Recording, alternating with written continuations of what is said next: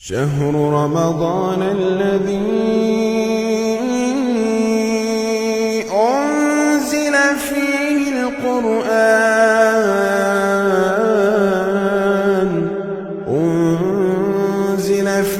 القرآن هدى للناس وبينات من الهدى والفرقان.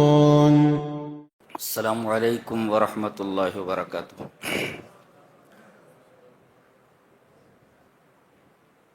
اعوذ باللہ من الشیطان الرجیم. بسم اللہ الرحمن الرحیم. الحمد للہ الذی انزل علی عبده الکتاب ولم یجعل له عوجا. سورہ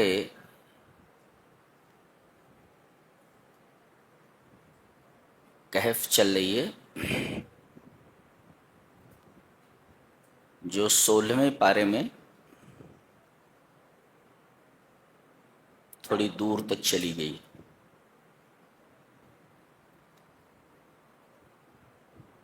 اس سورہ کریمہ میں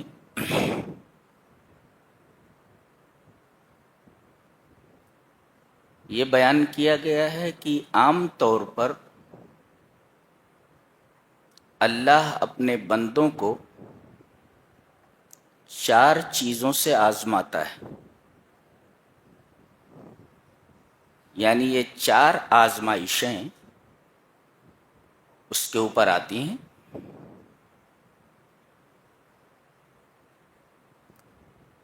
ایک ہے دین کی آزمائش. فتنہ کا مطلب ہوتا ہے آزمائش. تو ایک ہوتا ہے دین کا فتنہ،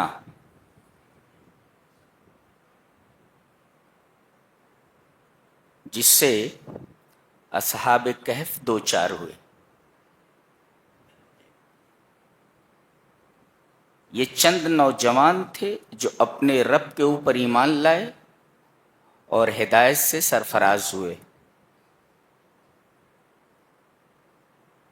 وقت کی بے دین حکومت نے، وقت کے کافر اقتدار نے ان کے اوپر دباؤ ڈالا کہ یہ اپنے ایمان سے پھر جائیں. ظاہر ہے کہ یہ ایک آزمائش تھی. یہ نوجوان اپنے شہر سے بھاگ نکلے اور اللہ تعالیٰ نے انہیں نشانی بنا دیا. فرمایا گیا وَلَبِثُوا فِي كَهْفِهِمْ 300 سِنِينَ وَازْدَادُوا 9. آگے جا کر ایک غار میں چلے گئے اور اللہ نے ان پر نیند طاری کر دی اور یہ 300 سال تک سوتے رہے. زندہ ہیں، نہ انہیں بھوک لگ رہی ہے، نہ انہیں پیاس لگ رہی ہے، نہ انہیں اور کسی چیز کی ضرورت ہے.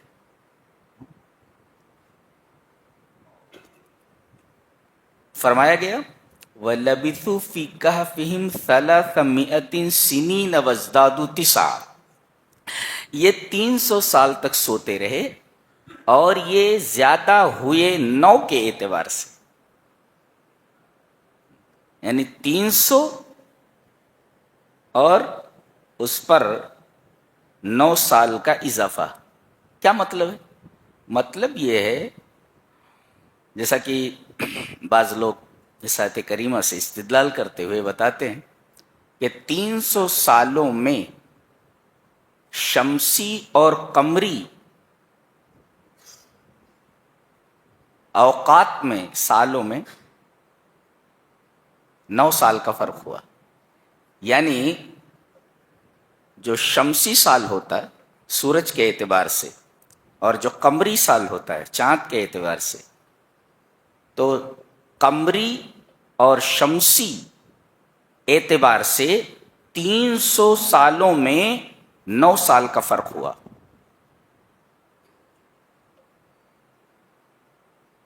اس کو معیار بنا کر اگر کیلکولیشن کیا جائے تو ہر دن کے بارے میں معلوم کیا جا سکتا ہے کہ شمسی اور قمری سال میں کتنا فرق ہوا ہے. کیا بات ہے. اور جب یہ بیدار ہوئے تو ان کی ایک بات رب تعالی نے بہت ہی نمایاں طریقے پر بیان فرمائی ہے. 300 سال تک سوتے رہے، پھر جب یہ اٹھے تو آپس میں باتیں کرنے لگے. کتنا سوتے رہے ہم لوگ، کتنا ٹھہرے یہاں پر. کوئی کہہ رہا ہے ایک دن، کوئی کہہ رہا ہے دن کا ایک حصہ، جبکہ 300 سال گزر چکے ہیں. انہوں نے کہا اللہ کو معلوم ہے کہ تم کتنا ٹھہرے ہو. قالوا اعلم بما لبثتم. 300 سال تک نہ بھوک لگی، نہ پیاس، نہ اور کسی چیز کی ضرورت پڑی.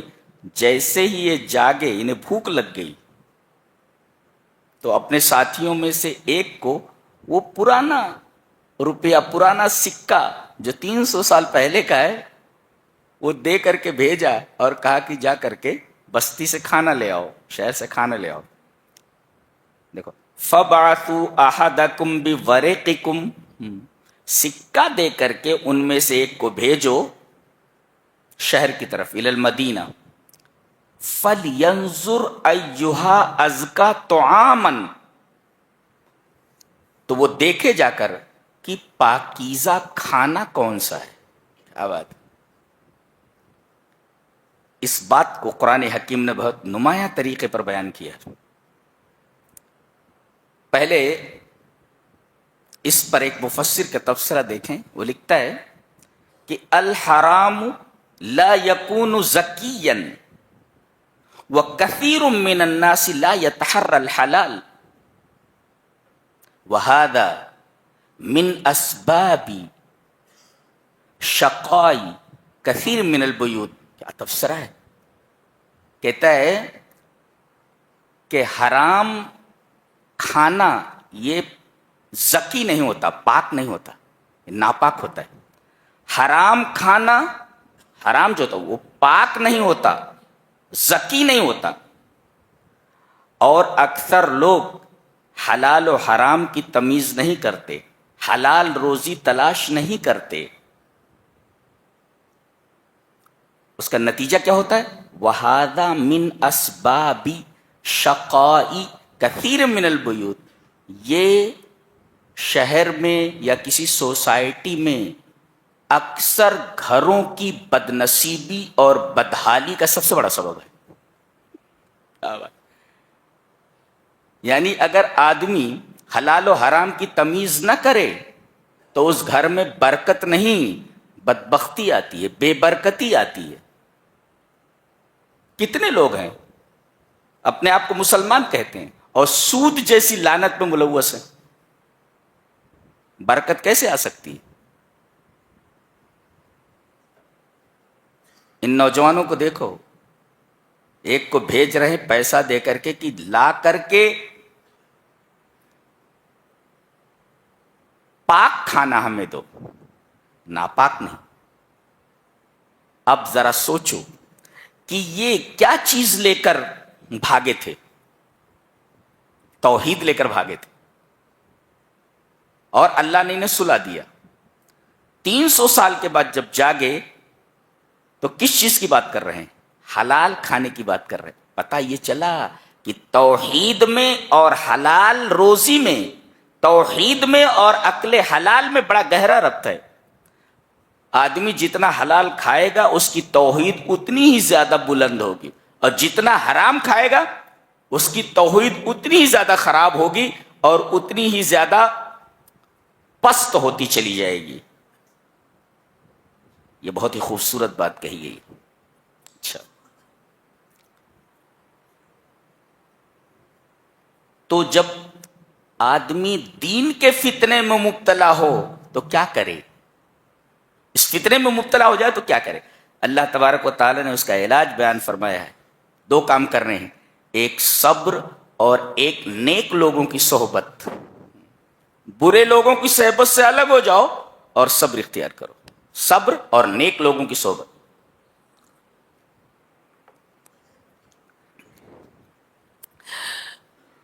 سعدی ایک بہت بڑے فارسی شاعر گزرے ہیں، ان کی کتاب بچپن میں ہم لوگوں کو پڑھائی گئی ہے. اس میں یہ لکھا ہے کہ سعدی اپنے ایک دوست کے یہاں پہنچے اور کہا کہ مجھے نہانے کی ضرورت ہے.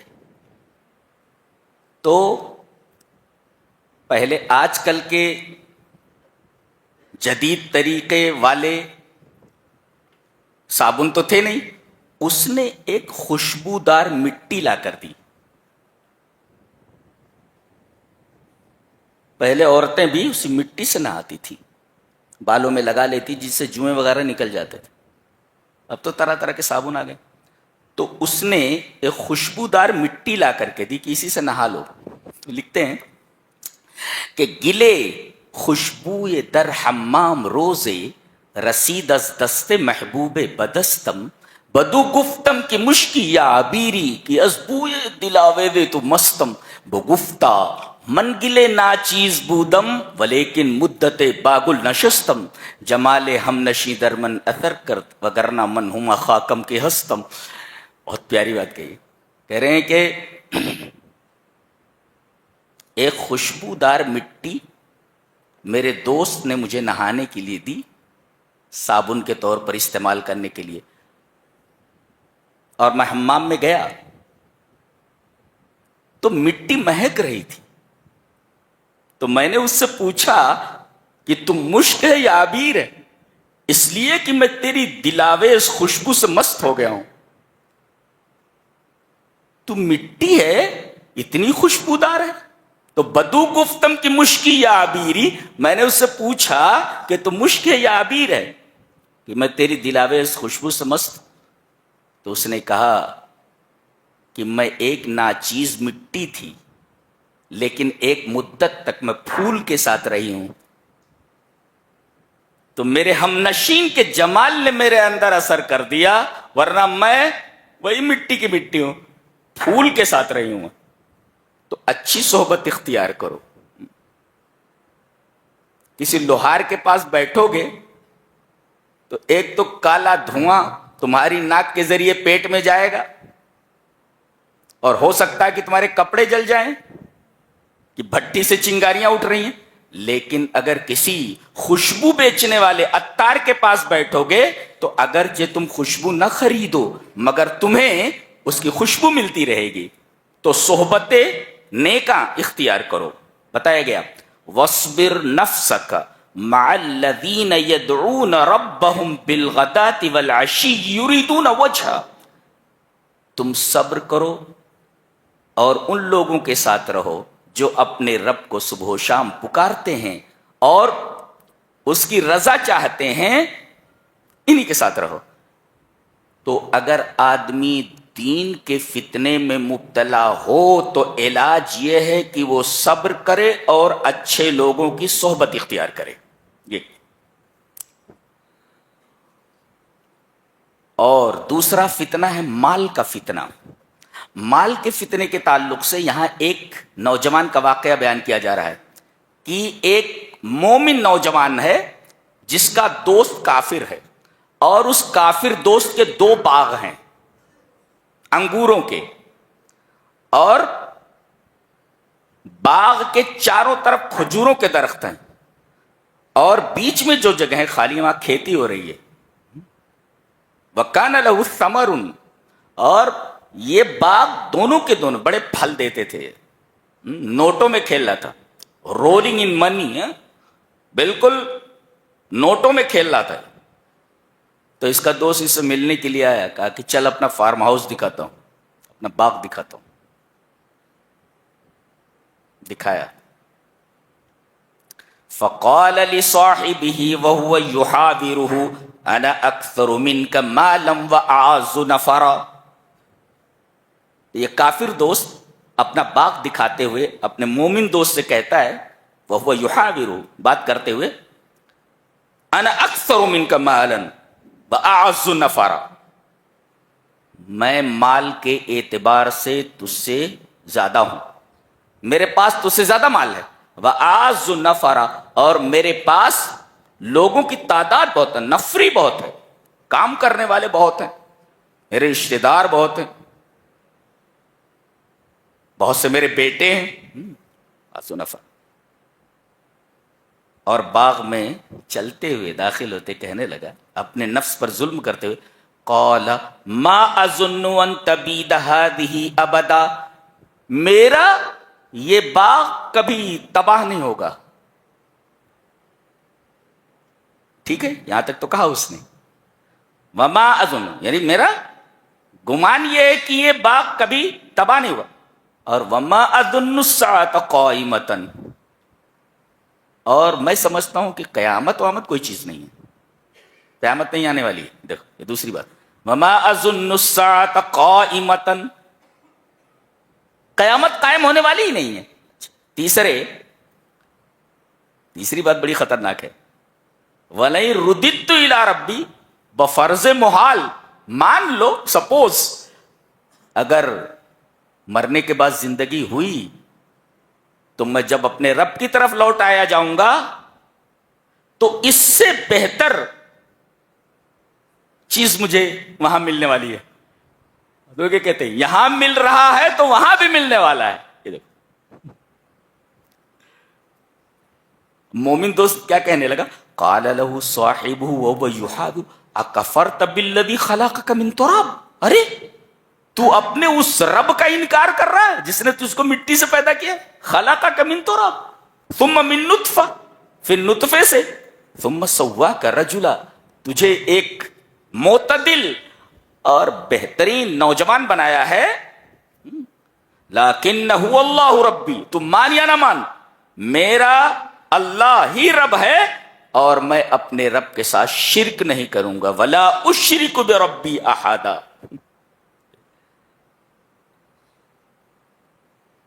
تجھے تو یہ کہنا چاہیے تھا باغ میں داخل ہوتے وقت، ولولا اذ دخلت جنتک قلت ما شاء اللہ لا قوت الا باللہ، یہ بولنا چاہیے تھا تجھ کو کہ جو کچھ ملا یہ اللہ کی دین ہے. اللہ کہتے ہیں کہ اس باغ کے اوپر اللہ کا عذاب آیا اور پورا باغ تباہ ہو گیا. اور یہ ہاتھ ملتے رہ گیا، ہاتھ ملتے. فاصبح یقلب کفیہ، افسوس سے اپنے ہاتھ مل رہا تھا، پورا باغ تباہ ہو گیا. تو یہ ہے مال کا فتنہ. مال کے فتنے میں مبتلا ہو کر کے آدمی شرک کرنے لگتا ہے، یہاں تک کہ مرنے کے بعد کی زندگی کا انکار کر دیتا ہے اور اللہ کی دی ہوئی نعمتوں کو اپنی محنت کا ثمرہ اور اپنی محنت کا نتیجہ سمجھتا ہے. وہ یہ کہتا ہے کہ محنت میں نے کی، باغ میں نے لگائے، بیچ میں اللہ کہاں سے آ گیا. تو جب مال کے فتنے میں آدمی مبتلا ہو تو اس کا علاج کیا ہے، اس فتنے کا علاج کیا ہے؟ کہا کہ اس فتنے کا علاج یہ ہے کہ دنیا پر غور کرے کہ ان الدنیا تزول ولا تبقى، کہ دنیا باقی رہنے والی نہیں ہے، فانی ہے. کتنا بھی پیسہ آدمی کے پاس ہو، ایک دن اس دنیا سے چلے جانا. وہی فرمایا گیا وَاضْرِبْ لَهُمْ مَثَلَ الْحَيَاةِ الدُّنْيَا كَمَاءٍ أَنزَلْنَاهُ مِنَ السَّمَاءِ فَاخْتَلَطَ بِهِ نَبَاتُ الْأَرْضِ فَأَصْبَحَ هَشِيمًا تَذْرُوهُ الرِّيَاحُ وَكَانَ اللَّهُ عَلَى كُلِّ شَيْءٍ مُقْتَدِرًا.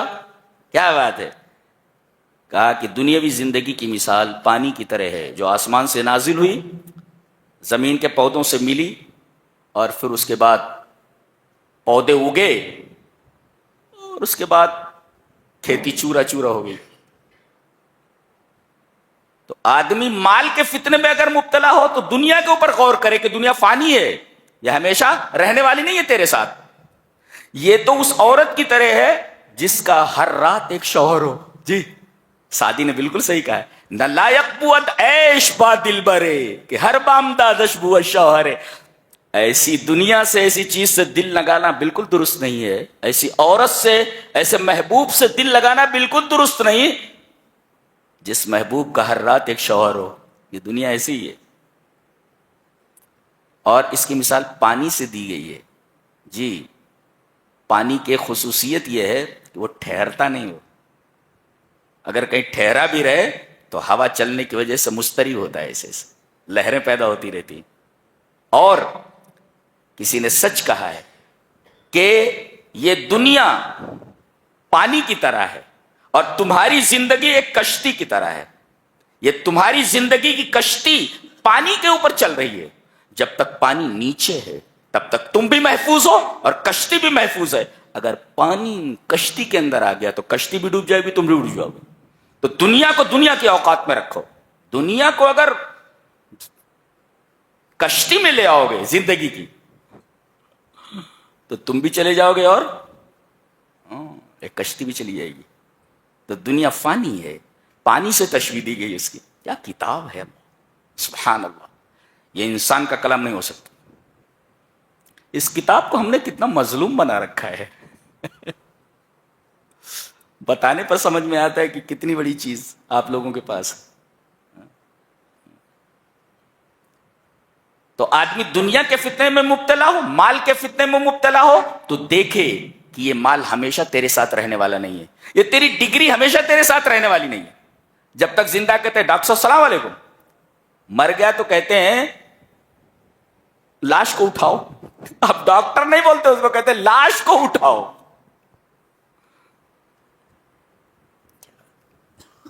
زندہ تو کہتے ہیں پروفیسر صاحب السلام علیکم. پروفیسر صاحب اسکول میں آئے کہ نہیں آئے؟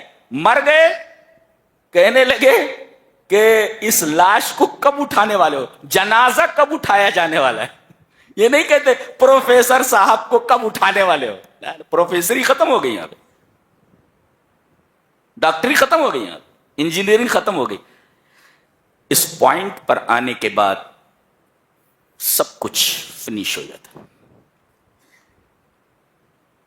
اور ہم اسی کی طرف بڑھ رہے ہیں. The life is going to finish. کہانی ختم ہونے جا رہی ہے ہر ایک کی. جی وہاں تک پہنچنا. تو مال کے فتنے میں مبتلا ہو تو دنیا پر غور کرے, دنیا کی بے ثباتی پر. شیلے کی نظم میں نے پڑھی تھی, کہتے ہیں the flower that smiles today tomorrow dies, all that we wish to stay comes and does fly. کیا بولتے, چلیے اس کو ایک آیت کریمہ کے تناظر میں دیکھیں گے اس کو. جی اور پھر تیسرا فتنہ ہے علم کا فتنہ. جیسے حضرت موسیٰ علیہ السلام نے ایک دفعہ تقریر فرمائی تو ایک آدمی نے کہا کہ آپ دنیا کے سب سے بڑے عالم ہیں, عالم اہل الارض, دنیا کے سب سے بڑے عالم ہیں. کہا کہ ہاں. اللہ کو ان کی یہ ادا پسند نہیں آئی. کہا کہ رخت صبر باندھو, میرا ایک بندہ مجمع البحرین پر رہتا ہے, دو دریاؤں کے سنگم پر, ملو پتہ چلے گا کہ علم کسے کہتے ہیں. اپنے ایک ساتھی غالباً یوشع ابن نون ہے, ساتھ میں لے کر کے چلے اور کہا کہ پتہ کیسے لگے گا کہ وہ ملیں گے کہاں. کہا کہ زنبیل میں تلی ہوئی مچھلی لے لو, یہ مچھلی تمہیں بتا دے گی کہ تمہیں ملنا کہاں ہے. چلے فلما بلغا مجمع بینہما نسیا حوتہما فاتخذ سبیلہ فی البحر سربا. وہ زنبیل وانوں رکھا تھا, وہ تلی ہوئی مچھلی نکل کر کے پانی میں چلی گئی. کیا بات ہے, تلی ہوئی مچھلی نکل کر پانی میں چلی گئی. ہمارا رب کیسا ہے اللہ, تلی ہوئی مچھلی کو زندہ کر کے پانی میں بھیج دیتا ہے. سبحان اللہ. اللہ تیری عظمت کے قربان, تیری ربوبیت کے قربان, تیری رحمت کے قربان. کیسا ہمارا رب ہے.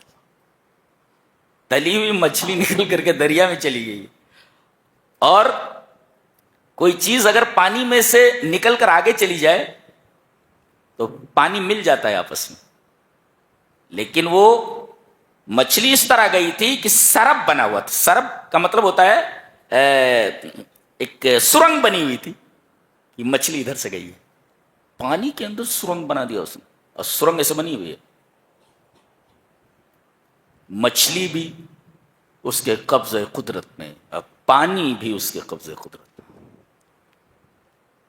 پھر آگے نکل گئے تھے، فلما جاوزا، آگے نکل گئے، قال علی فتح، اپنے ساتھی سے کہا آتنا غدان، وہ ناشتہ لاؤ، غدا مینس ناشتہ، بریک فاسٹ، وہ کھانا لاؤ، کھانا، لقد لقینا من سفرنا هذا نصبا، ارے بہت تھک گئے اس سفر سے بھائی، لاؤ کھانا کھا لیتے۔ کہنے لگے قال ارأیت اذ اوینا الی الصخرہ، وہ چٹان کے پاس جب ہم لوگ آئے تھے تو فینی نسیت الحوت، مچھلی کو میں بھول گیا، حوت مینس مچھلی، فش، فینی حوت مانے فش، مچھلی، فینی نسیت الحوت، اور بھولا کیوں، وما انسانیہ الا الشیطان ان اذکرہ، شیطان نے بھلا دیا، مجھے یاد ہی نہیں رہا۔ شیطان ایسے کاموں میں انسان کے پیچھے لگا رہتا ہے اور زیادہ سے زیادہ پریشان کرتا ہے، مارتا تو نہیں لیکن ہلاکان بہت کرتا ہے، ہلاکان بہت کرتا ہے۔ اور پہنچے واپس لوٹے، دیکھا فرتد علی آثارہما قصصا، اسی راستے پر دوبارہ پیچھے لوٹے، دیکھا کہ مچھلی اسی طرف سے گئی ہے، دیکھا ایک صاحب ہے، السلام علیکم، وعلیکم السلام، ملے یہ حضرت خضر ہیں۔ پھر کہنے لگے میں آپ سے پڑھنے کے لیے آیا ہوں، بولے میرے ساتھ رہ کر صبر نہیں کر سکتے؟ پتہ یہ چلا کہ آدمی تعلیم جب حاصل کرے تو بنیادی چیز اس کے لیے صبر ہے، صبر اور استقامت۔ ایک آئی اے ایس کی تیاری کرنے والے بچے کو کتنی محنت کرنی پڑتی ہے، ایک ایم بی بی ایس کے طالب علم کو پریپیئر ہونے کے لیے کتنی تکلیفوں سے گزرنا پڑتا ہے۔ میرے بارے میں کہا جاتا ہے کہ میں ایک آئی اے ایس آفیسر لڑکے سے زیادہ محنت کرتا ہوں، زیادہ پڑھتا ہوں، ان سے زیادہ پڑھتا ہوں، کتابیں پڑھتا ہوں، بہت کم سوتا ہوں، عادت ہے میری، کتاب میری زندگی ہے، مجھے نیند نہیں آتی، کوئی کتاب اگر مل جائے ختم کے بغیر نہیں رکھتا میں، یہ عادت ہے۔ کہا کہ صبر نہیں کر سکتے میرے ساتھ، اور میرے ساتھ رہنے کے لیے صبر لازم ہے۔ قال ستجدنی ان شاء اللہ صابرا ولا اعصی لک امرا، حضرت موسیٰ علیہ السلام کہہ رہے ہیں انشاءاللہ آپ مجھے صابر پائیں گے اور میں آپ کے کسی حکم کی نافرمانی نہیں کروں گا۔ کیا بات ہے، کالج میں آپ جب فارم بھرتے ہیں نا تو آپ کو سائن کرنا پڑتا ہے کہ آپ اسکول کے تمام قواعد و ضوابط، رولز اینڈ ریگولیشنز کے پابند ہوں گے۔ دیکھو یہاں ایک ہی ٹکڑے میں بتا دیا گیا، ولا اعصی لک امرا، میں اس پیپر پر سائن کرتا ہوں۔ کتاب ہے، کہا کہ دوسری شرط یہ ہے، قال فَإِنِ اتَّبَعْتَنِي فَلَا تَسْأَلْنِي عَنْ شَيْءٍ حَتَّى أُحْدِثَ لَكَ مِنْهُ ذِكْرًا، کوئی بھی چیز میں کروں تم سوال نہیں کرو گے یہاں تک کہ میں خود ہی نہ بتا دوں کہ میں نے ایسا کیوں کیا، سوال نہیں کرو گے تم، ٹھیک ہے؟ یہ کہہ چکے ہیں کہ بھئی میں آپ کے کسی حکم کی نافرمانی نہیں کروں گا، دونوں چلے۔ اب ایک کشتی میں سوار ہو کر کے اس پار جانا ہے، دریا کے کنارے آئے، چڑھ گئے، حتی اذا رکبا فی السفینۃ خرقھا، جیسے ہی یہ کشتی میں پہنچے اس کے تختے اکھاڑنے لگے۔ حضرت موسیٰ نے دیکھا کہ خضر اس کشتی کے تختے اکھاڑ رہے ہیں، سب اس کو توڑ پھوڑ رہے ہیں، برداشت نہیں کر سکے۔ قال اخرقتھا لتغرق اہلھا، ارے آپ اس کے تختے اکھاڑ رہے ہیں، سوراخ کر رہے ہیں، آپ کشتی والوں کو ڈبونے کا ارادہ رکھتے ہیں؟ دیکھو انہوں نے کہا کشتی والوں کو، یہ نہیں کہا کہ ہم کو ڈبانے کے لیے۔ پتہ یہ چلا کہ جو انبیاء ہوتے ہیں، جو بڑے لوگ ہوتے ہیں، انہیں اپنے سے زیادہ دوسروں کی فکر ہوتی ہے۔ کیا تعلیم ہے، دیکھا کیا تعلیم، ایک ٹکڑے کے اندر تعلیم دے دی گئی کہ جینا ہوتا ہے اصلی جینا جو دوسروں کے لیے جیا جائے، اپنے لیے تو کتا بھی جی لیتا ہے جی، اصل جینا ہے کہ دوسروں کے لیے جیا جائے، دوسروں کے دکھ درد کو بانٹا جائے۔ یا آپ مسجد میں آتے ہیں نماز تو کہیں بھی ہو سکتی تھی، آپ کو بلا عذر مسجد میں آنے پر وعید کیوں سنائی گئی کہ بلا عذر آپ مسجد میں نہیں آ رہے؟ جی، اس وجہ سے کہ آپ دیکھیں کہ میرا کون سا بھائی پریشان ہے، کس کو کیا تکلیف ہے.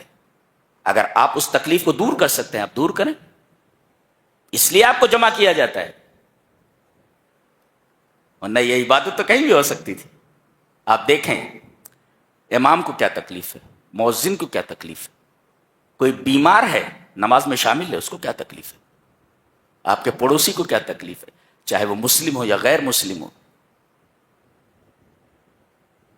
تو اصل جینا ہے دوسروں کے لیے جینا، ورنہ اپنے لیے تو کتا بھی جی لیتا ہے. دیکھو انہوں نے یہ نہیں کہا کہ ہم کو ڈبونے کا ارادہ ہے، کہہ رہے ہیں کہ کشتی والوں کو آپ ڈبو دیں گے ایسا لگتا ہے. بعض لوگوں نے اس کی تفسیر یہی کی ہے کہ انبیاء کو اپنے سے زیادہ دوسروں کی فکر ہوتی ہے، اور انبیاء جتنے بڑے لوگ ہوتے ہیں ان کی یہی عادت ہوتی ہے، اپنے سے زیادہ دوسروں کی فکر ہوتی ہے. بڑے عظیم لوگ ہوتے ہیں، بہت عظیم الشان ہوتے ہیں. لقد جیت شیئا امرا، آپ نے بہت برا کام کیا. بولے قال الم اقل انک لن تستطیع معی صبرا، میں نے بولا تھا نا کہ تم صبر نہیں کر سکو گے. ابھی وعدہ کیے تو بولوں گا نہیں، سوال کر بیٹھے تم. پتا یہ چلا کہ جو نبی ہوتا ہے، نبی اگر کوئی منکر کام دیکھتا ہے تو اعتراض کے بغیر نہیں رہتا. غلط ہے تو غلط ہے، وعدہ کرنے کے بعد بھی انہوں نے کہہ دیا آپ نے غلط کام کیا ہے. اچھا، اس کے بعد معافی مانگ رہے ہیں. قال اللہ تواخذنی بما نسیت، بھول گیا، بھولے سے ایسا ہو گیا، بما نسیت بھول گیا میں، تو مجھے مواخذہ مت کیجیے. کہا ٹھیک ہے. فانطلقا، کشتی سے اتر کر کے آگے بڑھے.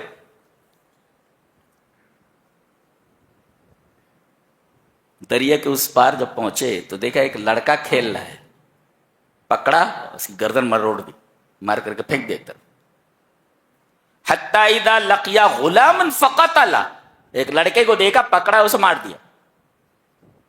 قال اقتلت نفسا زکیۃ بغیر نفس لقد جئت شیئا نکرا. پھر بول پڑے گا، اس لیے کہ کوئی غلط کام دیکھ کر نبی چپ نہیں ہو سکتا. بظاہر یہ قتل ناحق تھا، ایک بچے کو مار دینا.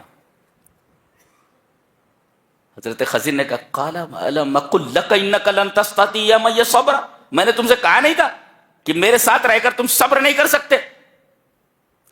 اب مجبور ہو گئے. قال ان سألتک عن شیء بعدها فلا تصاحبنی، اگر اس کے بعد میں نے سوال کیا کسی چیز پر تو آپ مجھے اپنے سے الگ کر دیجئے. فانطلقا، چلے. حتی اذا اتیا اہل قریۃ استطعما، ایک بستی میں پہنچے، بھوکے تھے بیچارے. بستی والوں سے کہا کہ بھئی کھانا دے دو. ضرورت پڑنے پر انسان کہیں بھی جا کر کے کھانا مانگ سکتا ہے. انہوں نے کھانا مانگا. بستی والے اتنے بخیل تھے، بعض لوگ ایسے ہوتے ہیں چمڑی چلی جائے مگر دمڑی نہ جائے. ہاں، یہ ایسے ہی تھے. فَأَبَوْا أَن يُضَيِّفُوهُمَا، انہوں نے ان کو مہمان بنانے سے انکار کر دیا کہ مہمان نہیں بناتے. اچھا،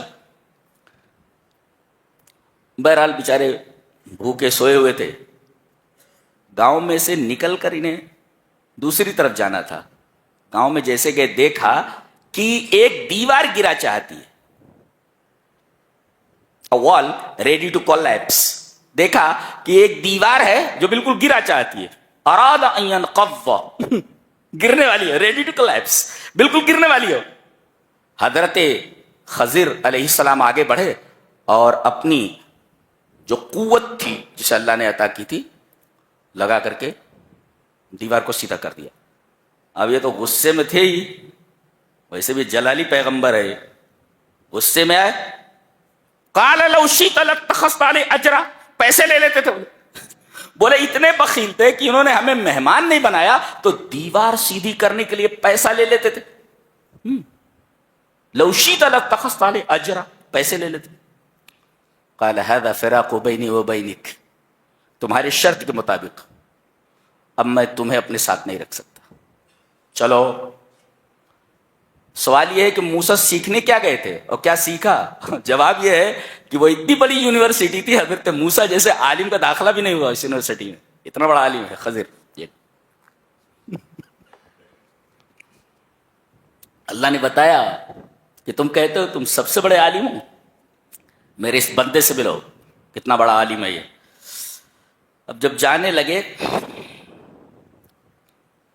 تو کہا کہ جن جن چیزوں پر تم صبر نہیں کر سکے اور سوال اٹھاتے رہے، اس کی وجہ نہیں جاننا چاہو گے؟ ضرور. نبی کریم صلی اللہ علیہ وسلم کی حدیث ہے، آپ نے فرمایا کاش موسیٰ تھوڑا صبر کر لیتے تو پتہ نہیں کتنے عجائبات ہمیں سننے کو ملتے. نبی کریم صلی اللہ علیہ وسلم نے خواہش فرمائی کہ موسیٰ کو تھوڑا خاموش رہنا چاہیے تھا، صبر کرنا چاہیے تھا، تو عجائبات دیکھنے کو ملتے. عجائبات دیکھنے کو نبی کریم ہمارے نبی نے خواہش ظاہر فرمائی کہ اگر موسیٰ تھوڑا صبر کر لیتے تو پتہ نہیں کتنے عجائبات دیکھنے کو ملتے. بہرحال صبر نہیں کر سکے.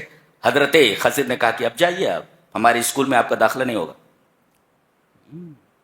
ٹیسٹ میں آپ ناکام ہوئے. جو آپ کا ٹیسٹ لیا گیا ہے داخلے کے لیے، اس ٹیسٹ میں آپ ناکام ہو چکے ہیں، ٹیسٹ میں فیل ہو چکے ہیں آپ. جائیے. لیکن جن چیزوں پر تم صبر نہیں کر سکے اس کا جواب نہیں سنو گے. وہ کشتی جس کے میں تختے اکھاڑ رہا تھا اور خراب کر رہا تھا، اما السفینۃ فکانت لمساکین یعملون فی البحر، یہ مسکینوں کی کشتی ہے. بیچارے بڑی محنت کرتے ہیں، مشکل سے ان کا گزارا ہوتا ہے، ان کے بال بچوں کا پیٹ بھرتا ہے. مسکینوں کا ہے. یعملون فی البحر، جو دریا میں کام کرتے ہیں.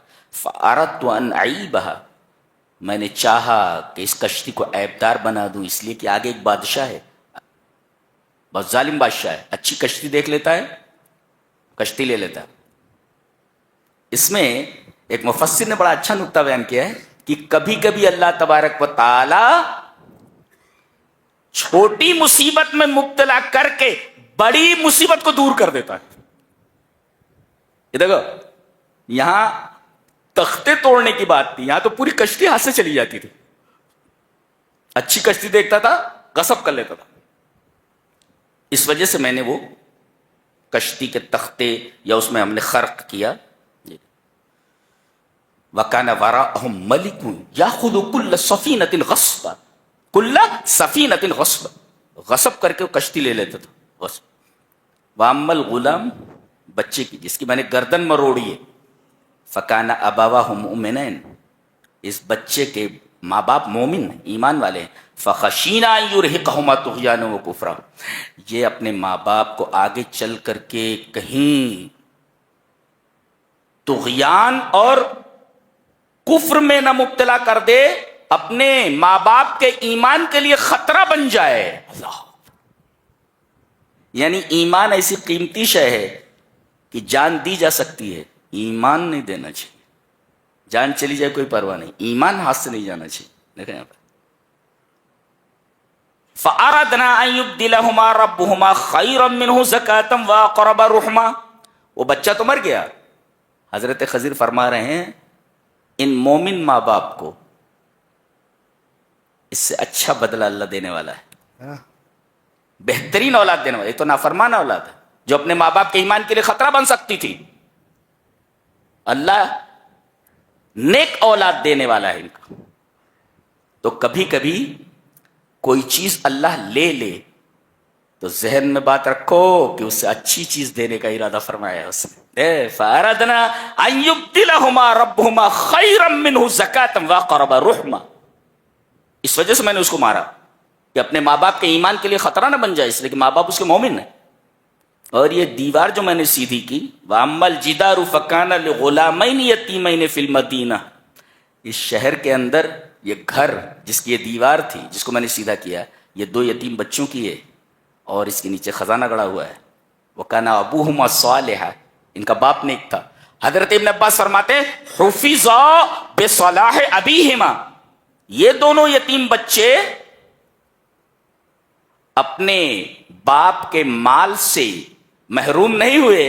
حضرت خضر کے ذریعے وہ مال اللہ نے بچا دیا, کیونکہ ان دونوں یتیم بچوں کا باپ نیک تھا. پتہ یہ چلا کہ نیکیاں نسلوں میں متوارث ہوتی ہیں. باپ نیک ہو تو باپ کی نیکی کا فائدہ بچوں کو ملتا ہے, اور باپ برا ہو تو اس کی برائی کا نقصان بچوں کو بھگتنا پڑتا ہے. یہ قاعدہ ہے. یہ ہم لوگ اپنے بچوں کے لیے بینک بیلنس بنانے کے چکر میں ہیں. تم اچھے بنو, اللہ تبارک و تعالیٰ خود تمہارے بچوں کے لیے بینک بیلنس تیار کر دے گا.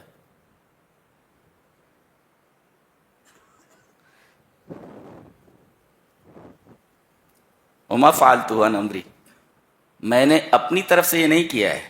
پتہ چلتا ہے کہ یہ نبی تھے, اللہ تبارک تعالیٰ کے بتانے کی وجہ سے انہوں نے یہ سب کچھ کیا. آپ نے دیکھا کیسا علم ہے. حضرت موسیٰ علیہ السلام ظاہر میں دیکھ رہے ہیں, لیکن خضر کو وہ علم بتا ہوا تھا کہ اس کے پیچھے کیا ہے. یہ بہت گہرا علم ہے, یہ علم سب کو نہیں دیا جاتا. حضرت موسیٰ صرف دیوار دیکھ رہے ہیں, حضرت خضر دیکھ رہے ہیں کہ دیوار کے نیچے خزانہ گڑا ہوا ہے. کیسی نگاہ ہے, کیسا علم ہے, دیکھ رہے ہیں. تو یہ علم ہے. تو علم کا فتنہ اگر آئے اور آدمی علم کے فتنے میں مبتلا ہو تو اسے تواضع اور عاجزی اختیار کرنی چاہیے. جتنا بڑا عالم ہو اتنا اس کے اندر تواضع ہو, اتنی خاکساری ہو. عالم کے اندر کبر نہیں آنا چاہیے, تکبر نہیں آنا چاہیے. علم جتنا بڑھے اسے اتنا زیادہ متواضع ہونا چاہیے, خاکسار ہونا چاہیے. تو اگر آدمی علم کے فتنے میں مبتلا ہو تو عاجزی, خاکساری اور تواضع اختیار کرے, تب نعمت علم کا شکریہ ادا ہوگا. اچھا, اب آ رہا ہے اقتدار کا فتنہ, بادشاہت کا فتنہ. وَيَسْأَلُونَكَ عَنْ ذِي الْقَرْنَيْنِ, یہ آپ سے ذوالقرنین کے بارے میں سوال کرتے ہیں. یہ تاریخی چیز ہے. یہ نبی کو کیسے معلوم, جو کسی کالج میں نہیں گیا, جو کسی مدرسے میں نہیں گیا, نہ اس نے کسی ہسٹورین سے کوئی ہسٹری پڑھی ہے, کیسے بتا رہا ہے یہ؟ اور یہ سب کچھ دوسری کتابوں میں ہے. وَيَسْأَلُونَكَ عَنْ ذِي الْقَرْنَيْنِ, ذوالقرنین کے بارے میں سوال کرتے ہیں. بتایا گیا یہ ذوالقرنین ایک بادشاہ تھا جس کو کیخسرو یا خورس کہتے. خورس کچھ بھی نام رہا ہوگا, یہ اس کا لقب ہے. یہ ذوالقرنین. جواب دیا گیا کہ یہ بہت بڑا بادشاہ تھا, اس نے 3 سفر کیے تھے, ایک مشرق, ایک مغرب اور ایک شمال مشرق میں. ایک مغرب, ایک مشرق اور ایک شمال یا شمال مشرق. پہلا سفر مغرب کی طرف, چلتا چلا گیا حتی اذا بلغ مغرب الشمس, یہاں تک کہ ایسی جگہ پر پہنچا جہاں سورج ڈوبتا ہو, ایسا لگا اسے. یعنی آگے پانی ہی پانی تھا, آبادی تھی ہی نہیں. اور اس نے دیکھا کہ سورج ایک گدلے پانی کے چشمے میں ڈوب رہا ہے. حقیقت میں ایسا ہے نہیں, جیسے چاند ایک تشتری کی طرح لگتا ہے, لیکن چاند تشتری کی طرح نہیں ہے, بلکہ ایک قرا ہے پورا کا پورا. تو اس نے دیکھا کہ سورج ایک گدلے پانی کے چشمے میں ڈوب رہا ہو, اسے ایسا لگا.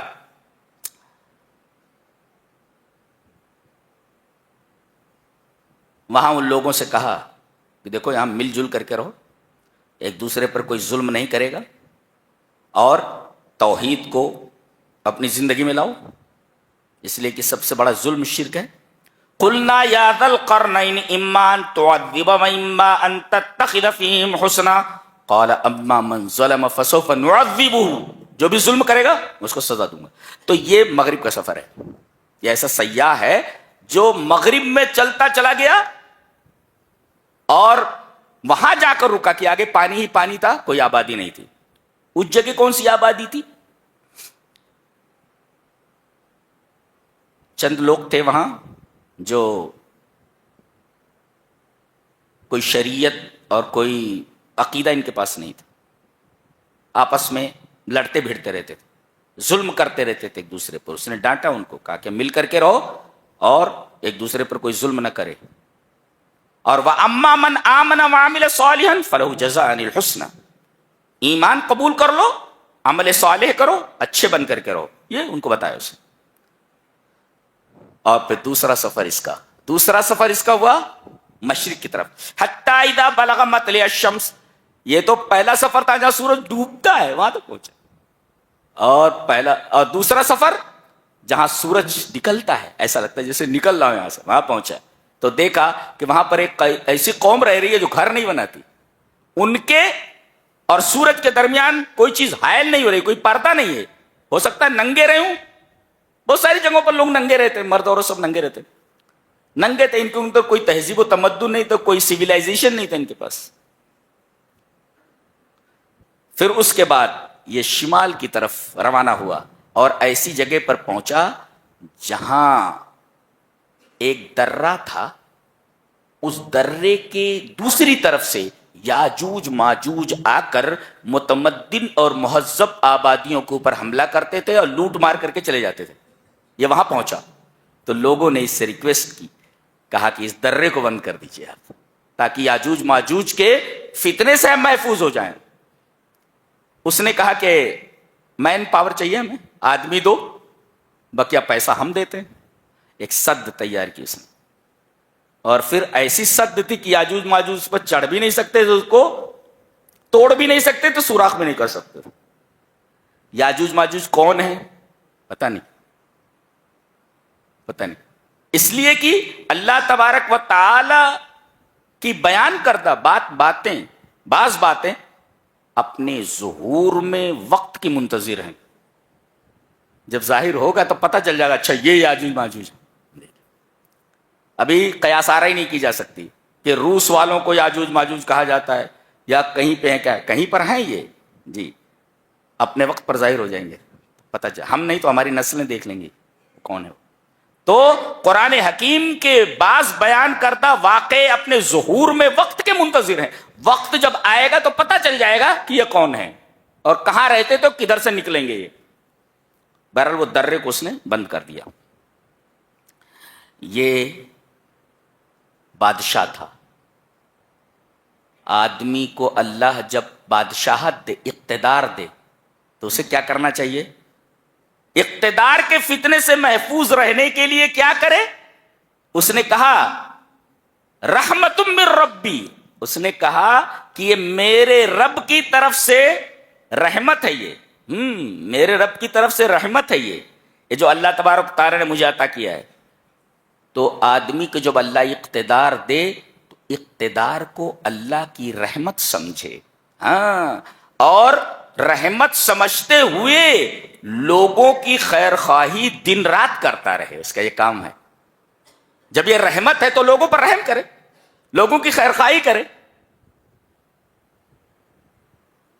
آج تو ووٹ مل جاتا ہے، اس کے بعد نظر ہی نہیں آتے کہاں گئے، چلے کہاں گئے جی. تو اقتدار میں آدمی جب آ جائے تو اسے اللہ کی طرف سے رحمت سمجھنا چاہیے کہ اقتدار اللہ کی رحمت ہے اور ہمیں لوگوں کے اوپر رحم کرنا چاہیے. آگے سورہ مریم،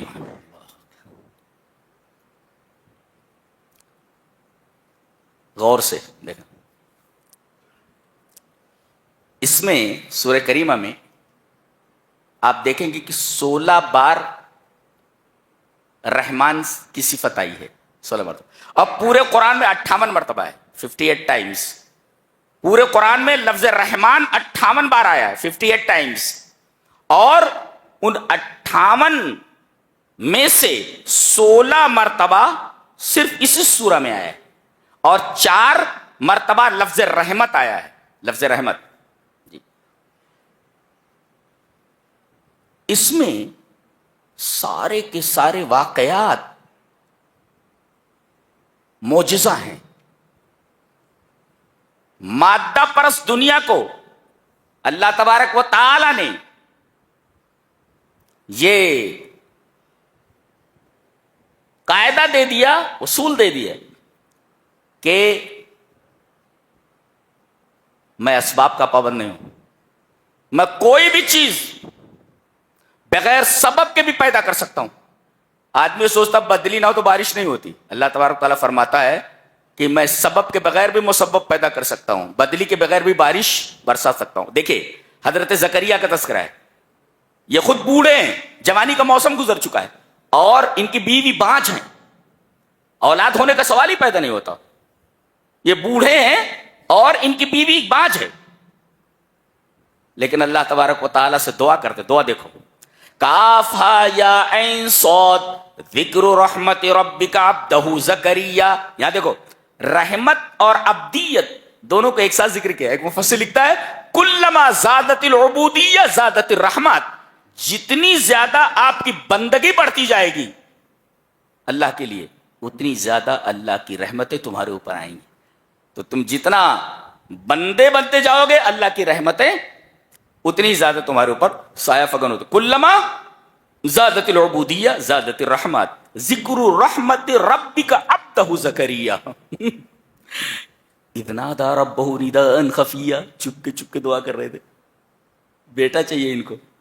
بعض لوگوں نے وجہ یہ بتائی کہ دھیرے دھیرے دعا اس وجہ سے مانگتے تھے کہ کوئی سن نہ لے.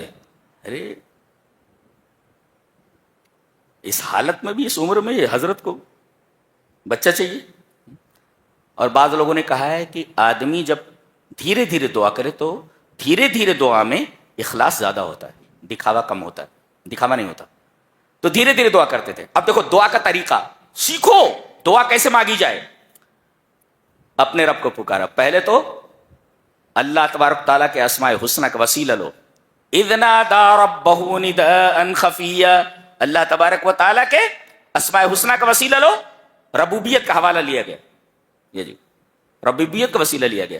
پھر اس کے بعد وسیلہ لینے کے بعد ربوبیت کا یہ کہہ رہے رب انی وہن العظم منی, میرے رب میری ہڈی کمزور ہو گئی ہے. اللہ اکبر. بتایا کہ اندر سے کمزور ہوں میرے رب, اندر کچھ نہیں, ہڈیاں کمزور ہو گئی. ہڈیاں یہ پلر کی طرح ہوتی ہیں, یہ اگر کمزور ہو جائیں تو جسم کی پوری عمارت کمزور ہو جاتی ہے. تو انہوں نے ذوف باطن کو, اندرونی کمزوری کا ذکر پہلے کیا. میرے رب میری ہڈیاں کمزور, ہڈیاں اندر ہوتی ہے نا. پھر کہہ رہے واشتعل الراس شیبا, میرے رب میرے بال سفید ہو گئے. یہ ظاہری ذوف کو بیان کیا انہوں نے. اندر سے میری ہڈیاں کمزور ہیں اور اوپر سے میرے بال سفید ہو گئے میرے رب. یہ ظاہری کمزوری اور یہ باطنی کمزوری. باطنی کمزوری ہے کہ میری ہڈیاں کمزور, اور ظاہری کمزوری یہ, ظاہری ذوف یہ کہ میرے بال سفید ہو چلے. اور تیسرے نمبر پہ وَلَمْ أَكُمْ بِدُعَائِكَ رَبِّ شَقِيًّا, میرے رب تجھ سے مانگ کر کبھی محروم نہیں ہوا, جب بھی مانگا تو نے دیا. یعنی اللہ تبارک و تعالیٰ کی نعمتوں کا اعتراف. جی اللہ کے اسماء حسنہ کا وسیلہ, ایک اپنی کمزوری ظاہر کرنا, اور اللہ کی نعمت کا اعتراف. پھر اس کے بعد مانگے. بیٹا مانگا, بیٹا دے دیا گیا. اور بیٹے کی خصوصیت بتائی گئی, وَسَلَامٌ عَلَيْهِ يَوْمَ وُلِدَ وَيَوْمَ يَمُوتُ وَيَوْمَ يُبْعَثُ حَيًّا, سلامتی ہو یحییٰ کے اوپر جس دن وہ پیدا ہوئے, سلامتی ہو جس دن وہ مریں گے, سلامتی ہو جس دن یہ اٹھائے جائیں گے. یہ تین جو مقامات ہیں ان کا حوالہ کیوں دیا گیا؟ پیدائش کا موقع, مرنے کا موقع, اور مرنے کے بعد اٹھائے جانے کا موقع.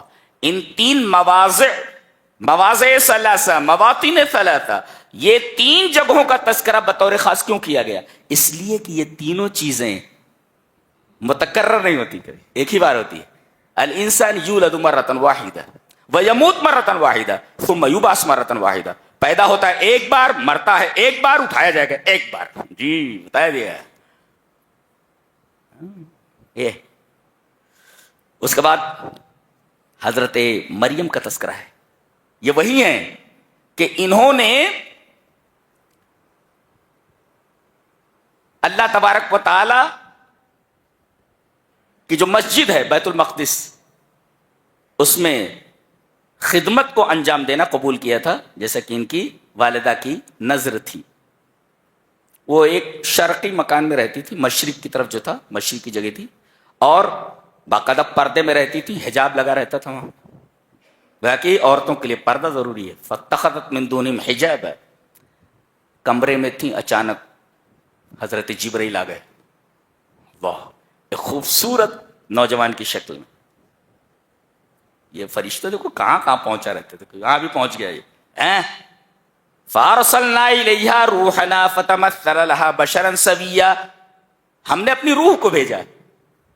یہ روح کی اضافت اللہ کی طرف، نا کی طرف، ضمیر جمع متکلم کی طرف اضافت تشریفی ہے، یعنی یہ بہت ہی معزز فرشتہ ہے. اچھا ان کو روح کیوں کہا جاتا ہے؟ سمیہ جبریل روحا، حضرت جبرائیل کو روح کہا جاتا ہے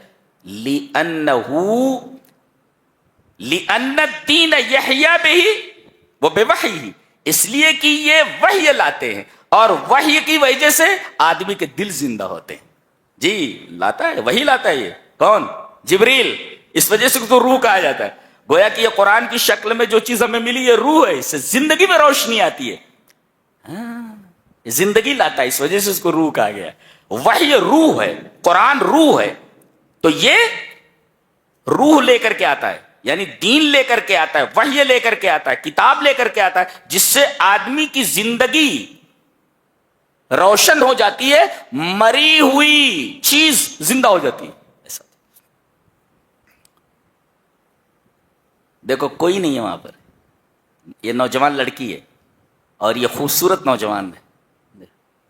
جیسے ہی انہوں نے دیکھا، کون ہے یہ، کدھر سے آ گیا ہے؟ قالت انی اعوذ بالرحمن ان کنت تقیا، اگر تم متقی ہو، تقوی والے ہو تو مجھے چھونا نہیں، دور رہو. اللہ اکبر. اور میں رحمان کی پناہ چاہتی ہوں. انہوں نے اللہ کے رحم کا حوالہ دیا. عام طور پر جب کہا جاتا ہے یار رحم کرو میرے اوپر، تو رحم کا جب لفظ آتا ہے تو آدمی کے دل کے اندر رحم پیدا ہو جاتا ہے. تو انہوں نے رحمان کا حوالہ دیا، میرے قریب مت آنا، بولے میں رحمان کی پناہ چاہتی ہوں. اچھا ان کنت تقیہ، مجھے چھونا نہیں اگر تم متقی ہو.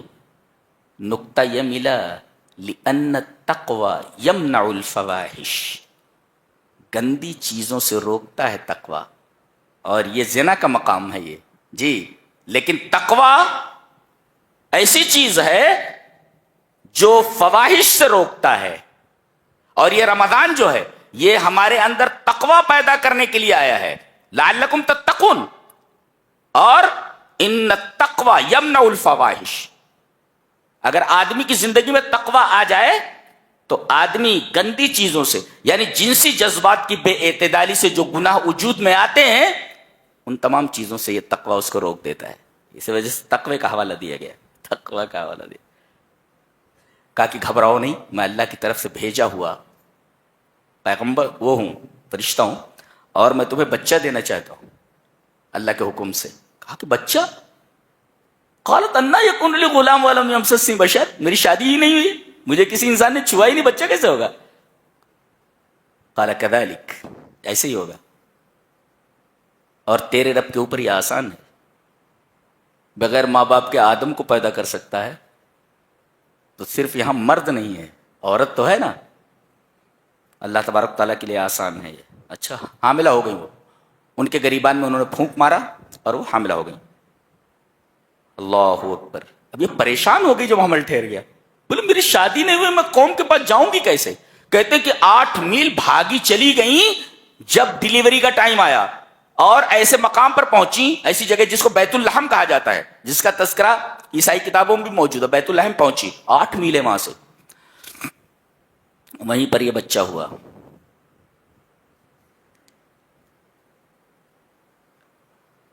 بھوک لگی ہے، پیاس ہے. اللہ تبارک و تعالیٰ نے ریتیلے میدان کے اندر ایک چھوٹی سی نہر جاری کر دی. کہا کہ پی پانی. ریگستان میں نہریں کہاں ہوتی ہیں جی. اور بھوکی تھی. ایک ٹنڈ منڈ کھجور کا درخت تھا، پتے بھی نہیں تھے، کچھ نہیں تھا. کہا کہ اس کو ہلاؤ، اس کو ہلاؤ، اس میں تو کچھ ہے ہی نہیں. ہلانے لگی تو تازہ کھجور گرنے لگے. سبب نہیں ہے لیکن مسبب موجود ہے. صحرا میں دریا نہیں ہوتے، اللہ نے پیدا کر کے بتایا. اللہ نے فرمایا کہ مادہ پرستو سنو، تم مادے کے پیچھے بھاگ رہے ہو، میں بغیر سبب کے مسبب پیدا کر سکتا ہوں. صحرا میں نہر جاری کر سکتا ہوں، ٹنڈ منڈ کھجور کے درخت سے تازہ پھل، تازہ کھجور پیدا کر سکتا ہوں، دے سکتا ہوں. اور میں اپنی اس بندی کی آبرو کے لیے گہوارے میں موجود، گہوارے میں رہنے والے بچے کو زبان دے دیتا ہوں. یہ لے کر کے پہنچی، کہنے لگے ارے یہ کیا کر دیا؟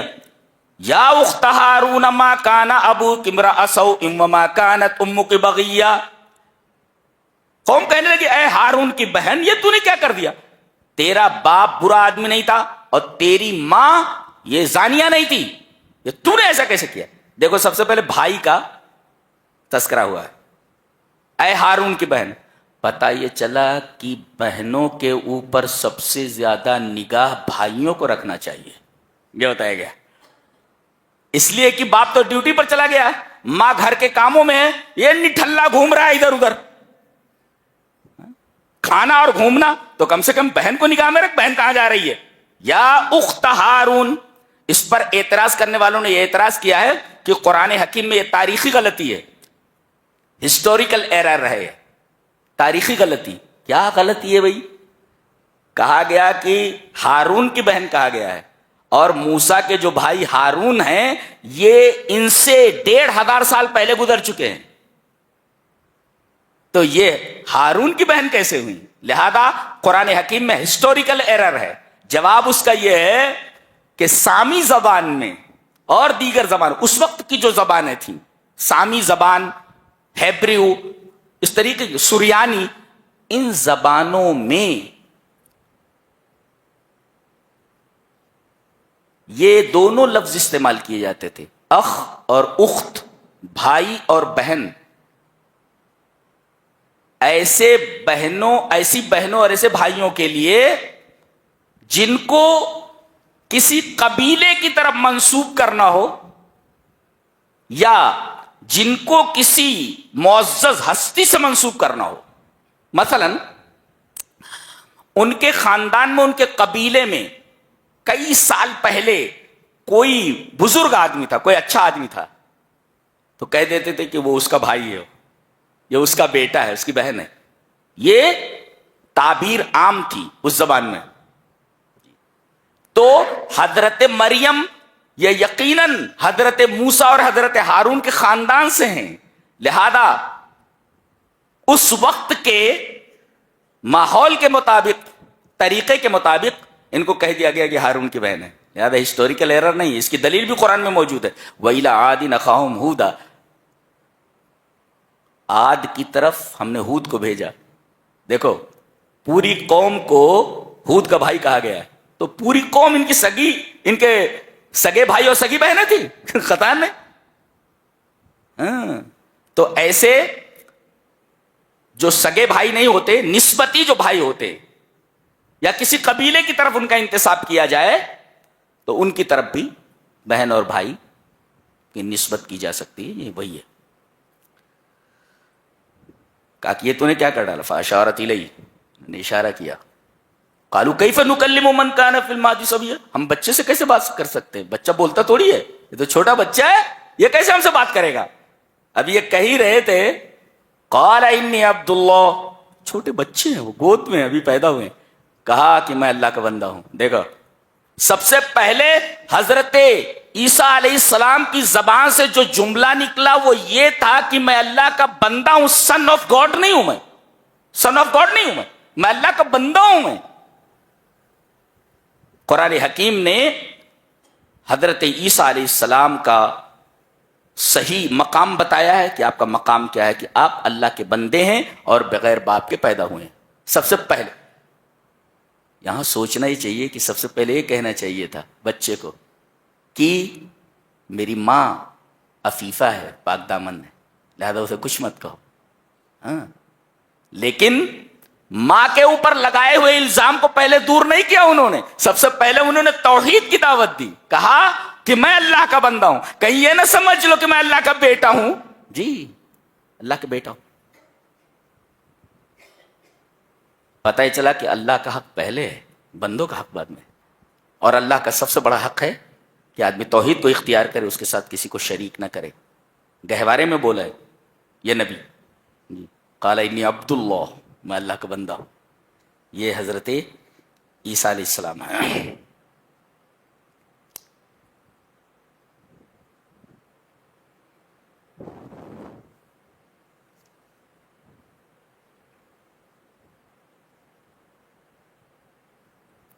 یہاں ترکی بترکی ایک سوال کا جواب دیا جا رہا ہے. سوال بہت اہم ہے.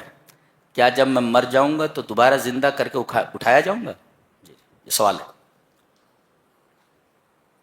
سوال جس ٹیک میں ہے جواب اسی انداز سے دیا گیا.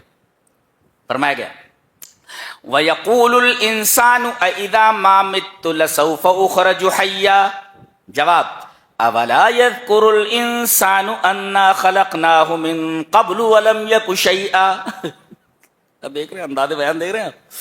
سوال جس انداز سے کیا گیا ہے جواب بھی اسی انداز سے دیا گیا ہے. سوال کیا ہے؟ وَيَقُولُ الْإِنسَانُ انسان یہ بولتا ہے أَإِذَا مَا مِتُّ جب میں مر جاؤں گا تو لَسَوْفَ أُخْرَجُ حَيًّا تو میں کیا بعد میں اٹھایا جاؤں گا؟ یہ سوال ہے. جواب أَوَلَا يَذْكُرُ الْإِنسَانُ أَنَّا خَلَقْنَاهُ مِن قَبْلُ وَلَمْ يَكُ شَيْئًا. اس اعتراض کرنے والے انسان کو یہ معلوم نہیں کہ ہم نے اس کو پیدا کیا جبکہ وہ کچھ نہیں تھا. تو نتھنگ سے ہم نے سم تھنگ کیا, اب ہم اس کو نتھنگ کرتے تو دوبارہ سم تھنگ کیوں نہیں کر سکتے؟ اس لیے کہ پہلی چیز بنانا مشکل ہوتی ہے, بنا کر کے اگر بگڑ جائے تو دوبارہ اس کو بنانا آسان ہوتا ہے.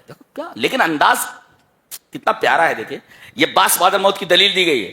جس انداز کا سوال ہے اسی انداز سے جواب ہے. وَيَقُولُ الْإِنسَانُ أَإِذَا مَا مِتُّ لَسَوْفَ أُخْرَجُ حَيًّا. سوال جواب أَوَلَا يَذْكُرُ الْإِنسَانُ أَنَّا خَلَقْنَاهُ مِن قَبْلُ وَلَمْ يَكُ شَيْئًا. کیا پیارا انداز ہے بات کرنے کا. سبحان اللہ, کمال کی کتاب, کمال کی کتاب. اس کے بعد سورہ طٰہٰ ہے. سورہ طٰہٰ کے بارے میں یہ جان لیں کہ اللہ تبارک تعالیٰ نے ارشاد فرمایا وَإِن تَجْهَرْ بِالْقَوْلِ اگر تم زور سے بولو. کتنی بڑی بات کہی گئی. کروڑوں لوگ, دنیا کے تمام لوگ ایک جگہ جمع ہو کر کے اگر بولنے لگیں تو موبائل کام کرنا بند کر دیتا ہے. سارے لوگ جمع ہو جائیں تو فریکوینسی متاثر ہو جاتی ہے. اللہ فرماتا ہے دنیا کے سارے لوگ ایک ساتھ جتنی بھی زبان میں کچھ کہنا چاہیں, تمام کی باتیں سمجھتا ہوں سنتا ہوں بولتا ہوں ایک ساتھ آوازیں ایک دوسرے میں مکس نہیں ہوتی. میرے نزدیک کیا علم ہے, کیا قدرت ہے اللہ. بھائی تجہر بالقول زور سے بولو. زور سے آدمی بولتا ہے, لاکھوں لوگ ایک ساتھ بولنے لگے سمجھ میں نہیں آتا کون کیا بول رہا ہے. اللہ فرماتا ہے ہمیں معلوم ہے تم کیا بول رہے ہو اور کون کیا بول رہا ہے. اور یہ تو چھوڑو, تو زور سے بول رہے ہو. فَإِنَّهُ يَعْلَمُ السِّرَّ وَأَخْفَى. سر کا مطلب یہ ہے کہ آدمی بولے تو ایک آدمی سنے.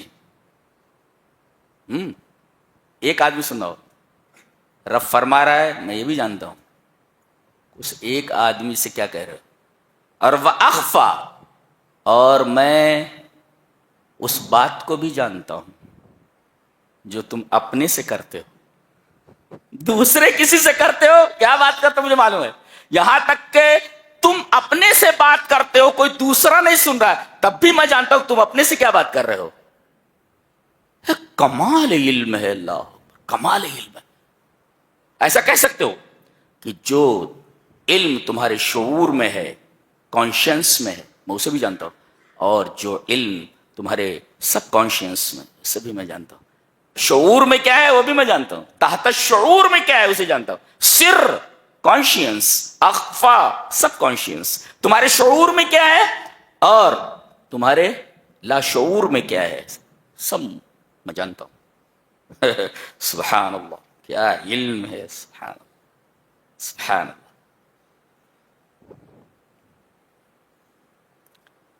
ایک نقطہ بڑا پیارا ہے یہاں پہ.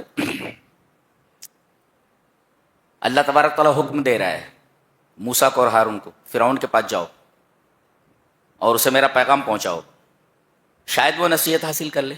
یہی ابن معاذ کے پاس ایک آدمی آیا اور اس نے یہی آیت تلاوت کی. جی فقولا له قولا لینا لعلہ یتذکر او یخشی، فرعون کے پاس تم دونوں جاؤ اور اس سے نرم انداز میں میرا پیغام سناؤ. یہی ابن معاذ کہتے ہیں کہ ایک آدمی نے یہی آیت تلاوت کی، کہنے لگے اے میرے رب،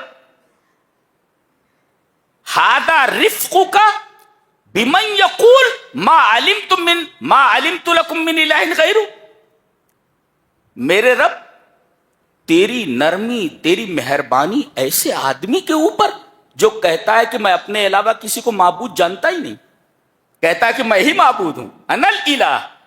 تو اے اللہ تیری مہربانی اس شخص پر ایسی ہے جو کہتا ہے میں اللہ ہوں، تو تیری مہربانی اس شخص پر کیسی ہوگی جو کہتا ہو کہ لا الہ الا اللہ. کتنی پیاری بات کہی. میرے رب تیری مہربانی ایسے شخص پر جو کہتا ہو انا اللہ، میں اللہ ہوں، تو اس آدمی پر تیری مہربانی کیسی ہوگی جو کہتا ہو لا الہ الا اللہ. جی کہنے لگے کہ یہ تیری مہربانی ایسے آدمی کے اوپر ہے جو کہتا تھا انا ربکم الاعلی، میں تمہارا سب سے بڑا رب ہوں، تو تیری مہربانی اس شخص پر کتنی ہوگی جو سجدے میں جا کر کہتا ہو سبحان ربی الاعلی. اللہ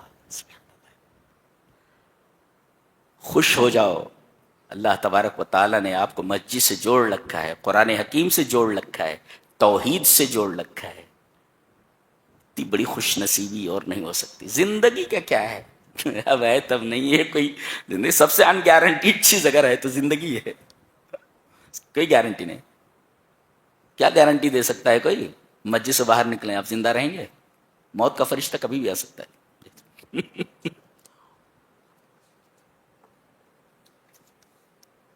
کیا بات ہے، زندگی بنانے والی کتاب ہے یہ، زندگی بنا دیتی.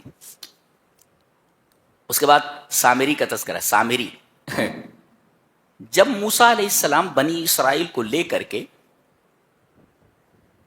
نکلے اور دریا کے اس پار ہو گئے اور فرعون اپنے لشکر کے ساتھ ڈوب گیا، تو بنی اسرائیل کے ساتھ ساتھ یہ سامری نام کا آدمی یہ بھی ساتھ ہو لیا. در حقیقت یہ منافق تھا، جی منافق تھا. اور یہ ایک قبیلہ سامرا کا رہنے والا تھا، قبیلے کا نام تھا سامرا، اس وجہ سامری کہا جاتا. یا ایک بستی کا نام سامرا تھا، اس کی طرف منسوب ہو کر کے اس کو سامری کہا جاتا. قبیلے کا نام تھا سامرا، اس وجہ سے اسے سامری کہا جاتا. یا گاؤں کا نام سامرا تھا، جیسے کرنولی، تو ایسے سامرا گاؤں تھا، سامری کہا جاتا. یہ منافق تھا. حضرت موسیٰ علیہ السلام جب کوہ طور پر اللہ نے بلایا تورات دینے کے لیے، اس کو موقع مل گیا. حضرت ہارون علیہ السلام منع کرتے رہے، لیکن اس نے تمام زیورات جمع کر کے، کہتے ہیں کہ یہ زیورات بنی اسرائیل نے فرعونیوں سے ادھار لیے تھے اور بھاگتے ہوئے دے نہیں پائے تھے، تو کہہ رہے تھے کہ یہ جو ہے ہمارے لیے جائز نہیں ہے. لہذا اس بدماش نے وہ سارے زیورات جمع کر لیے اور ان کو پگھلا کر کے ایک بچڑا بنایا، اس طریقے سے کہ بچڑے کے منہ میں سے ہوا جاتی اور اس کے بعد جب باہر نکلتی تو خوار، یعنی جیسے بیل کی آواز ہوتی ہے، اس سے نکلتی تھی. اور کہنے لگا اے بنی اسرائیل، یہ تمہارا معبود ہے اور موسیٰ کے بھی معبود یہی ہے. یہ تمہارا بھی معبود ہے، موسیٰ کے بھی معبود ہے. فقالوا ھذا الہکم و الہ موسیٰ، موسیٰ کے بھی معبود، تمہارا بھی معبود ہو، موسیٰ کے بھی معبود. حضرت موسیٰ علیہ السلام جب تورات کی تختیاں لے کر ادھر آئے تو دیکھا پوری کی پوری قوم مشرک ہو چکی ہے، بچڑے کے پوجنے میں اور بچڑی کے پرستش میں لگی ہوئی. بارے غصے کے ان کے ہاتھ سے تورات کی تختیاں گر گئیں. شرک کو دیکھ کر کے حضرت موسیٰ علیہ السلام جلال میں آ گئے اور پہلے تو اپنے بھائی کی داڑھی پکڑ لی، ہارون کی. بیچارے قال یا ابن ام لا تاخذ بلحیتی ولا براسی، سر کے بال پکڑ لی اور داڑھی پکڑ لی. کہنے لگے اے میری ماں کے بیٹے، چلیے، یہ بھائی نہیں بول رہے، اے میرے بھائی مجھے چھوڑ دے، اے میری ماں کے بیٹے. ایسا ہوتا ہے, ماں کا حوالہ دے دو تو آدمی ٹھہر جاتا ہے, آدمی رک جاتا ہے. امی کا حوالہ آ گیا, یبن اماں, اے میری ماں کے بیٹے. انہوں کیا کہنے چاہیے, بھیا مجھے چھوڑ دو. اے میری ماں کے بیٹے کہہ رہے, ماں کا حوالہ دے رہے, مجھے چھوڑ دو. میں نے سنبھالنا چاہا ہے, سنبھلے نہیں ہے. کہاں ہے وہ, بلاؤ اس کو. آیا, قال فما خطبک یا سامری, کیا جال بوال ہے تیرا یہ سب, کیا پھیلا رکھا ہے تو نے یہ سب. اما بتاتا ہوں تجھے. کہا کہ یہ جو تیرا بچڑا ہے سونے کا بنا ہوا, اس کو تو میں پہلے جلاتا ہوں اور جلا کر کے اس کے دریا میں پھینک دیتا ہوں, ایک. اور دنیا میں تیری جو سزا ہوگی وہ یہ ہے کہ تو آبادی میں رہ ہی نہیں سکتا. اگر تجھے کوئی چھو دے تو چھونے والا بھی بخار میں مبتلا ہو جائے گا اور تو بھی بخار میں مبتلا ہو جائے. لہذا یہ بھاگ کر جنگل میں چلا گیا اور وہیں ادھر ادھر گھومتا رہتا تھا اور گھومتے گھومتے مر گیا. وہ کچھ لوگ آتے اسے چھونے کے لیے تو بھاگتا تھا, لا میساس, don't touch me, touch me not, touch me not, لا میساس, مجھے چھونا نہیں. اس لیے کہ جو چھوتا وہ بھی بخار میں مبتلا ہو جاتا اور یہ بھی بخار میں مبتلا ہو جاتا. تو اس مشرک کی زندگی تڑپ تڑپ کر کے گزری ہے.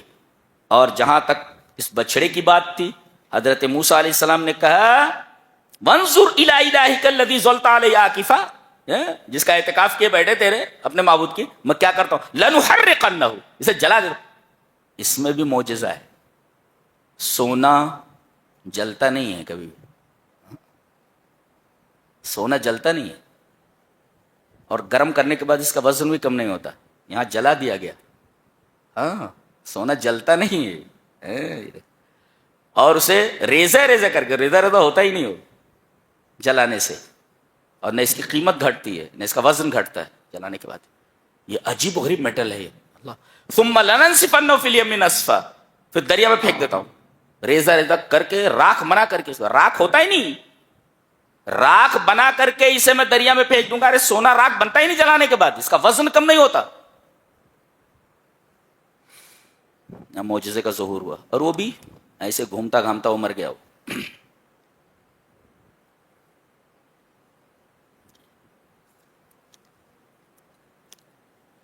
آگے فرمایا گیا, اے میرے حبیب لا تمدن عینیک الی ما متعنا به ازواجا منهم زہرۃ الحیاۃ الدنیا لنفتنهم فیہ ورزق ربک خیر وابقی. میرے حبیب, اللہ تبارک تعالیٰ اپنے رسول کو مخاطب کر کے بولتا ہے کہ ہم نے جو دنیا والوں کو نعمتیں عطا کی ہیں, جو عیش اور جو آرام عطا کیا ہے, جو مال و دولت, اس کی طرف آنکھیں پھیلا کر مت دیکھو, آنکھیں پھیلا کر مت دیکھو. اس لیے کہ یہ جو دیا گیا ہے ان کو, یہ آزمائش ہے ان کے لیے.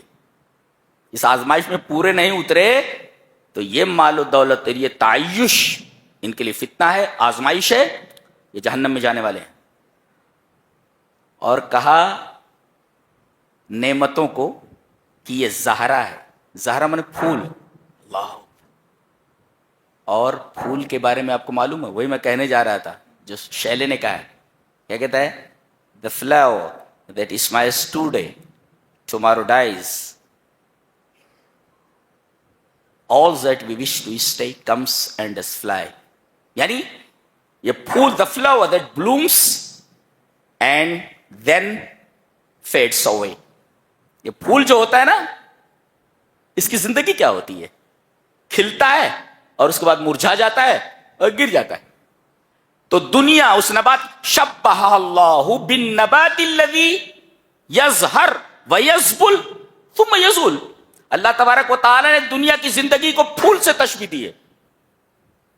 پھول یہ کھلتا ہے, یظہر ویذبل ثم یذبل, پھر وہ مرجھا جاتا ہے, ثم یزول, then disappears, then withers and disappears. تو ایسی چیز کے پیچھے کیوں پڑے ہوئے ہو جس کا یہ حال ہو, جس کا یہ حال ہو, جو کھلے اور مرجھا کر گر جائے. ایسی زندگی ہے دنیا کی. آگے فرمایا گیا وَأَمُرْ أَهْلَكَ بِالصَّلَاةِ وَاصْطَبِرْ عَلَيْهَا, اپنے اہل و عیال کو نماز کا حکم دیتے رہو, وَاصْطَبِرْ عَلَيْهَا, اور اس کے اوپر ثابت قدم رہو، صبر کرو. لا نسألک رزقا نحن نرزقک والعاقبۃ للتقوی. ہم تم سے رزق نہیں مانگ رہے، ہم تم کو رزق دیتے ہیں اور انجام تقوی ہے. دیکھو یہ تو سمجھ میں آیا. وَأَمُرْ أَهْلَكَ بِالصَّلَاةِ، اپنے اہل و عیال کو، بیوی کو، بچے کو، بیٹی کو، بیٹے کو، سب کو نماز کا حکم دو.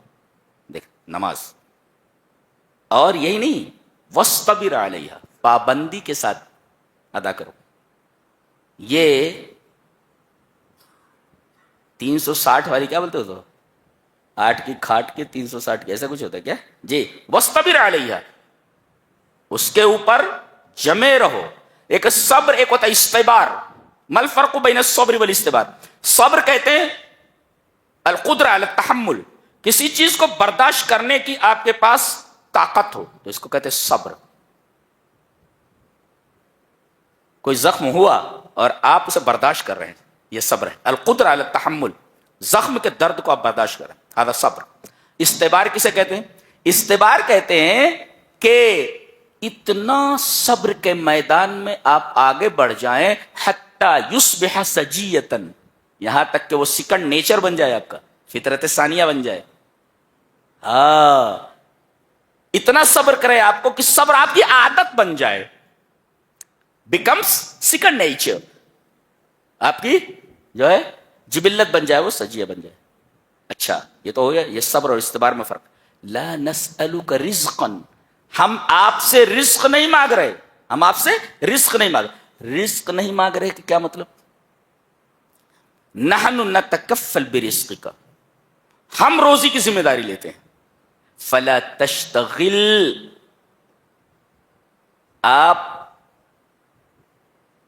دنیا میں الجھ کر نماز کو چھوڑ دیں، اس کی اجازت نہیں ہے. بعض لوگ ہیں ارے کہاں جا، نماز پڑھی؟ بولے نہیں، ارے وہ دکان میں ذرا کسٹمر زیادہ آ گئے تھے اس کی وجہ سے نماز چھوٹ گئی. یہ دیکھیں اللہ نے فرمایا روزی ہم دیتے ہیں، دکان نہیں. لا نسألک رزقا نحن نرزقک، نحن نرزقک، ہم تمہیں روزی دیتے ہیں. لہذا تم روزی کو نماز سے غفلت کا ذریعہ نہیں بنا سکتے، سبب نہیں بنا سکتے. یہ رہا 16ویں پارے کا خلاصہ. اللہ ہمیں نیک عمل اور اچھی سمجھ کی توفیق عطا فرمائے. وآخر دعوانا الحمدللہ رب العالمین.